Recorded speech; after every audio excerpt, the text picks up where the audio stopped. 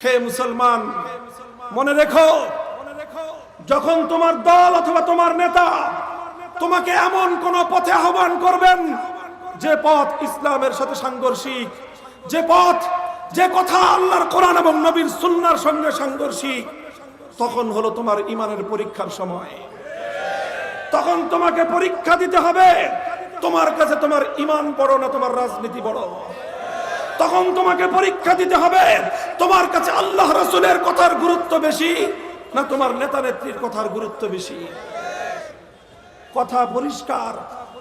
তখন যদি তুমি মনে করো যে নেতা নেত্রীর কথা মানতে গিয়ে, দলের নির্দেশ মানতে গিয়ে কোরআনের বিরুদ্ধে যেতে হয় আমি যাব, ইসলামের বিপক্ষে যেতে হয় আমি যাব, তাহলে তুমি মনে রেখো তুমি আর কিছু হলেও রাজনৈতিক বড় নেতার কর্মী হলেও ইমানদার হতে পারো।